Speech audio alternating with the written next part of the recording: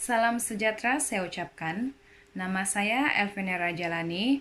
Hari ini saya akan membentangkan mengenai tajuk kami yaitu lesbian, gay, biseksual, dan transgender dari perspektif pelbagai agama dan hak asasi manusia.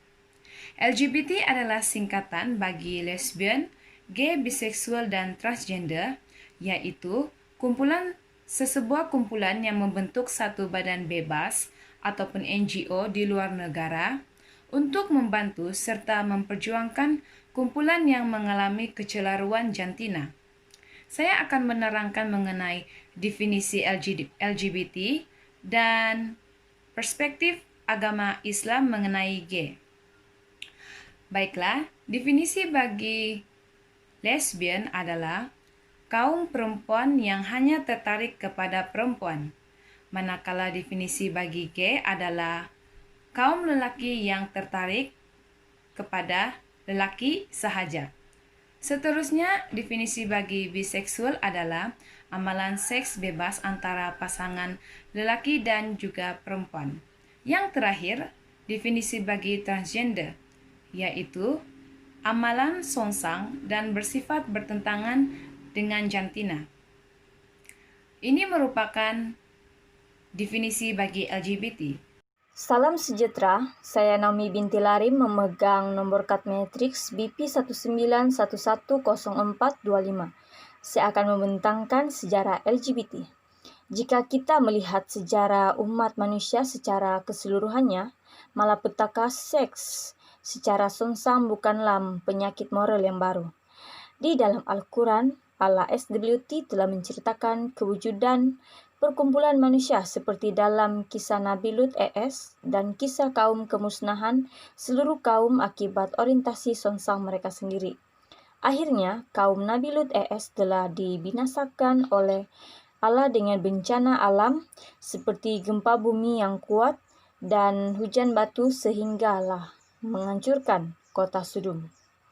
Seperti firman Allah dalam surah Hud ayat 82 bermaksud, maka tak kala datang azab kami jadikan negeri kaum Lut itu terbalik, tertangkup sehingga yang di atas ke bawah, dan kami hujani mereka dengan batu dari tanah yang terbakar dengan bertubi-tubi. Kemudian, dari zaman kerasulan Nabi Muhammad SAW sehinggalah zaman pemerintahan kerajaan Turki Utsmaniyah, tidak kedengaran perkumpulan seperti LGBT memperjuangkan hak-hak mereka. Hal ini karena Islam yang sifatnya bersesuaian dengan kejadian manusia telah menghasilkan satu komuniti dunia yang bersih dan terjaga fitrahnya. Sebaliknya, bermula dari era revolusi Prancis sehingga jatuhnya pemerintahan Turki Utsmaniyah, masyarakat barat yang pada awalnya berada dalam zaman kegelapan mula membebaskan diri dari ikatan beragama. Tindakan ini telah melahirkan satu masyarakat pada akhir abad ke-19 dan awal abad ke-20 yang menjadikan kehendak manusia tanpa batasan, yaitu humanisme sebagai Tuhan, sehinggalah munculnya golongan yang mula berani memperjuangkan orientasi seks songsang berdalilkan kebebasan kehendak dan hak asasi manusia. Bermula dari sinilah penyakit moral ini tersebar ke seluruh dunia yang mana negara-negara Islam turut sama menjadi sasarannya, termasuklah negara Malaysia. Nama saya Nelly Sago, kad metrik BE 19110956. Seterusnya saya akan membentangkan perspektif agama terhadap lesbian ataupun wanita yang berjatuh cinta dengan wanita. Dalam tajuk ini saya memberikan 4 agama yang memberi perspektif terhadap aktiviti ini. Yang pertama, agama Kristen. Dalam Alkitab menyatakan dengan jelas bahwa perilaku homoseksual adalah dosa. Itu dapat dilihat bahwa agama ini tidak menyokong aktiviti seperti lesbian ataupun LGBT. Dan alasan seperti hak asasi tidak dapat membenarkan perbuatan lesbian atau LGBT karena ia membatalkan hukum pernikahan yang ditetapkan Tuhan. Dalam Kristen, pernikahan adalah sesuatu yang kekal.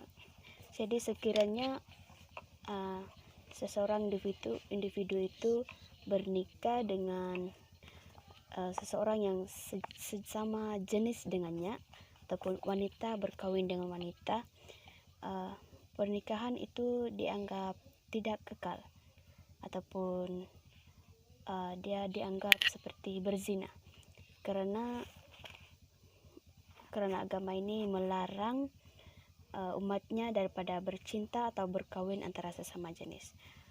Seterusnya, agama yang kedua adalah Hindu. Dalam agama ini manusia dapat dipecahkan kepada 3 kelompok. Yang pertama adalah Brahms Prakriti, yaitu lelaki normal ataupun lelaki yang hanya mempunyai ketertarikan terhadap wanita, dan kelompok kedua adalah Stri Prakriti, yaitu wanita ataupun perempuan normal. Seterusnya adalah Tritya Prakriti yang digelar sebagai kelompok ketiga, dan kelompok ini dapat dipecahkan lagi kepada beberapa kelompok kecil. Yang pertama adalah Napumsaka ataupun lelaki homoseksual, yaitu lelaki yang hanya mempunyai ketertarikan terhadap lelaki ataupun boleh disebut sebagai gay. Seterusnya Sandha, yaitu individu transjantina. Individu transjantina ini bermaksud seseorang yang menukar jantinanya kepada jantina yang lain. Contohnya lelaki menukar jantinanya menjadi wanita, atau wanita menukar jantinanya menjadi lelaki. Yang seterusnya adalah Kliba, yaitu individu aseksual. Individu aseksual ini dia merujuk kepada seseorang yang tidak mempunyai ketertarikan terhadap hubungan antara lelaki ataupun perempuan. Itu dia tidak mempunyai minat ataupun tarikan untuk melakukan seks, sama ada dengan sejenisnya ataupun bukan sejenisnya. Yang seterusnya adalah Svarini, yaitu wanita homoseksual. Wanita homoseksual seperti lesbian, yaitu dia hanya mempunyai tarikan terhadap wanita. Dan yang terakhir adalah kami ataupun kamini, individu biseksual. Individu biseksual ini adalah individu yang mempunyai tarikan terhadap kedua-duanya sekali, yaitu dia mempunyai perasaan terhadap wanita dan juga lelaki. Dan seterusnya, agama Hindu ini dia agak longgar penerangannya tentang homoseksualiti, karena asas agama Hindu tentang jantina juga terbuka. Karena pada zaman dahulu seorang tokoh penting dalam agama Hindu ini dia mempunyai 2 jantina dalam masa yang sama, yaitu sebelah badannya lelaki dan sebelah badannya perempuan. Tetapi terdapat satu larangan dalam homoseksualiti yang tidak jelas maknanya disebut dalam kitab Manusmriti, yaitu Undang-Undang Manu, yang menggambarkan hubungan lelaki dengan lelaki ataupun wanita dengan wanita ya dianggap tidak semula jadi. Agama seterusnya adalah Buddha. Berdasarkan prinsip ajaran Buddha, harus wujud perbezaan antara penganut Buddha dengan bukan penganutnya, yang bermaksud agama Buddha ini dia melarang perbuatan seperti lesbian, dan dia menegaskan bahwa penganut Buddha ini dia tidak boleh mempunyai perasaan seperti LGBT. Dan ajaran Buddha jelas sekali melarang sebarang bentuk hubungan sejenis seperti gay ataupun lesbian. Sebarang daripada hubungan homoseksual ataupun seperti sebarang bentuk seks seperti oral melalui dubur dan juga tabiat onani adalah dilarang, walaupun dengan istri sendiri. Seterusnya agama yang terakhir adalah Islam. Agama Islam menganggap perilaku seperti lesbian ini adalah perilaku yang salah kerana ia menyalahi fitrah dan hukumannya haram. Imam Alusi mengatakan lesbian ataupun syihak dengan perilaku gay, lut, adalah dianggap sama kerana penyimpangan seksual yang dilaknat oleh agama. Dapat dilihat bahawa agama Islam juga dia melarang umatnya daripada melakukan aktiviti seperti ini. Dan Nabi Muhammad dia pernah memberi peringatan kepada umatnya agar menjauhi perbuatan ini. Dan kerana perbuatan ini dianggap sebagai dosa besar dan ia juga tergolong dalam perbuatan zina. Pada zaman dahulu, hukuman terhadap pelaku lesbian ini ataupun gay, LGBT dan sebagainya, hukumannya adalah hukuman bunuh. Seterusnya, perspektif agama Islam terhadap gay. Seperti yang kita tahu, agama Islam sangat berpegang teguh kepada ajaran agama mereka. Dalam agama mereka, mereka sama sekali tidak membenarkan serta bersetuju dengan hubungan sejenis. Mereka beranggap bahwa hubungan ataupun pasangan sejenis ini adalah dianggap haram dan tidak betul, dan ia patut dihukum. Oleh itu, agama Islam sangat tidak bersetuju dan tidak menyokong terhadap hubungan sejenis ini. Lebih-lebih lagi, mereka menganggap hubungan sejenis ini adalah salah dan tidak benar di sisi agama mereka. Hello, saya Hasni Yusikil, BA 19110952. Saya akan membentangkan mengenai perspektif agama terhadap biseksual. Terdapat 4 agama, iaitu Hindu, Buddha, Kristian, dan Islam. Melalui Hindu, Pasek Swastika menjelaskan biseksual dikaitkan dengan hukum karma dari seseorang kerana terdapatnya beberapa faktor yang mempengaruhi. Di samping itu, dalam Hindu tidak dibenarkan adanya perilaku seks menyimpang kerana dalam kitab Manawa Dharma Sastra dengan jelas dikatakan bahawa wanita diciptakan sebagai ibu dan laki-laki sebagai bapa. Di samping itu juga dalam kitab Manawa Dharma Sastra juga disebutkan pula bahawa yang suka sesama jenis tidak mendapatkan puja weda. Dalam agama Buddha, biseksual dipandang sebagai penyimpangan atau kelainan. Sebarang aktiviti biseksual yang dilakukan dalam agama Buddha akan mendapat hukuman. Dalam Kristen pula, dalam Alkitab, Allah menciptakan manusia segambar Allah sebagai laki-laki dan perempuan. Allah menciptakan manusia sebagai laki-laki kerana tidak baik seorang diri, maka ia menciptakan seorang perempuan. Hubungan seksual yang sesuai Alkitab adalah antara laki-laki dan perempuan dalam pernikahan monogami adalah satu-satunya hubungan seksual yang sesuai dengan sah dan dengan Alkitab. Agama Kristian melarang perbuatan biseksual kerana perbuatan itu merupakan perzinaan. Dan terakhir, itu agama Islam.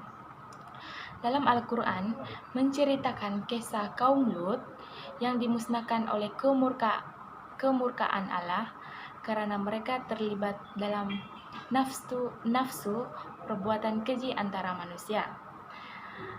Tindakan biseksual adalah dilarang dalam undang-undang tradisional Islam dan boleh dikenakan hukuman yang berbeza, termasuklah hukuman mati, bergantung kepada keadaan dan mazhab. Dan akhir sekali, perbuatan biseksual tidak diterima dalam agama Islam, apatah lagi negara Malaysia. Perspektif agama Islam tentang transgender dipecahkan kepada 3 kategori dengan setiap satu daripadanya harus didekati dengan pendekatan yang berbeza. Di dalam Islam, transgender diasingkan mengikut beberapa istilah seperti yang disebut dalam beberapa hadis Rasulullah SAW. Istilah pertama yang digunakan ialah al-mutasyabih. Dari Ibnu Abbas, dia berkata Rasulullah SAW melaknat lelaki yang menyerupai perempuan dan perempuan yang menyerupai lelaki. Perkataan al-mutasyabi berasal daripada perkataan tasyabuh yang bermaksud menyerupai sesuatu. Justru istilah al-mutasyabi digunakan bagi kedua-dua jantina lelaki dan perempuan yang menyerupai jantina yang berlawanan dengannya. Menurut Imam Al-Nawawi, hadis ini ditujukan kepada lelaki yang sengaja menyerupai perempuan dan dia memilih dengan sifatnya, yaitu al-mutasyabihin, dan juga perempuan yang sengaja menyerupai lelaki, yaitu al-mutasyabihat. Istilah kedua adalah al-mukanat. Dari Ibnu Abbas, Rasulullah SAW melaknat lelaki yang menyerupai perempuan daripada kalangan lelaki dan melaknat orang yang menyerupai lelaki daripada kalangan perempuan. Lalu Nabi SAW mengatakan, keluarkan mereka dari rumah kamu. Maka Rasulullah SAW mengeluarkan Fulan dan Umar mengeluarkan Fulan. Imam Al-Nawawi menyatakan, mukanat adalah lelaki yang dalam pergerakan, penampilan, dan bahasanya membawa perwatakan wanita. Mereka ini terbahagi kepada 2 kelompok, yaitu yang pertama, seseorang yang mempunyai ciri kewanitaan secara semula jadi, yaitu tidak mengada-adakan sifat itu dengan sendirinya. Bagi kelompok ini, tiada kesalahan, dosa, dan jangan malu dengan apa yang dijadikan ke atasnya selagi tidak melakukan perbuatan haram, misalnya terbabit dengan pelacuran. Kelompok kedua adalah berperwatakan seperti wanita dengan tujuan tidak bermoral dan dia dikira melakukan dosa dan patut dipersalahkan. Menurut Ibnu Hajar al-Asqalani, mukanat yang dimaksudkan dalam hadis itu adalah golongan lelaki yang meniru perwatakan, pakaian, perbuatan, dan gaya percakapan wanita dengan sengaja dan berkecenderungan pada melakukan erotik juga seksual. Golongan ini yang dikutuk oleh Rasulullah SAW dan termasuk dalam golongan yang dilaknat. Istilah ketiga disebut sebagai al-mutarajjilat yang merujuk kepada kaum wanita yang menyerupai lelaki dari segi pakaian, percakapan, dan perbuatan berlawanan dengan sikap al-mukanat, yaitu lelaki menyerupai wanita. Ya, adakah LGBT itu adalah hak asasi manusia? Menurut Barat, hak asasi seseorang manusia adalah hak mutlak bagi dirinya.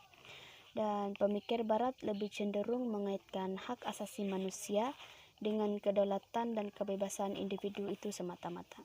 Jadi dapat dilihat bahwa pemikiran Barat dia agak longgar dan mereka tidak mencegah ataupun melarang dengan sama sekali perbuatan LGBT ini.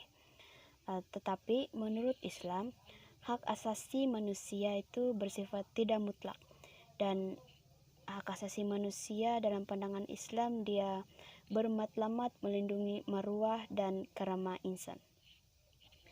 LGBT bukanlah hak asasi manusia karena hakikatnya perbuatan ini hanya menambah dan membiarkan masalah. Seterusnya, LGBT juga bukan satu hak, tetapi ia hanyalah satu kemahuan nafsu memuncak yang disalurkan oleh seseorang individu itu melalui cara yang salah. Dan LGBT ini bukan fitrah sebenar manusia dan ia bertentangan dengan ajaran agama. Dan LGBT ini dia boleh menyebabkan kesan yang buruk terhadap sesuatu negara itu, seperti kadar kelahiran yang menurun dan rumah tangga jadi porak-poranda ataupun timbul penyakit yang berbahaya. Itu adalah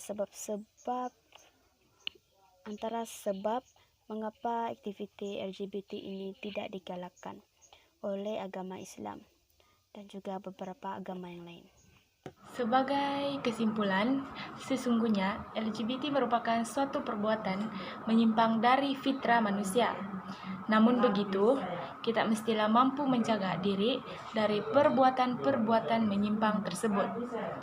Kita juga, sesama manusia, janganlah berbuat diskriminasi terhadap seseorang yang telah terjerumus ke dalam perbuatan LGBT. Akan tetapi, berusaha mengembalikan mereka ke jalan benar. Sekian saja dari kumpulan kami.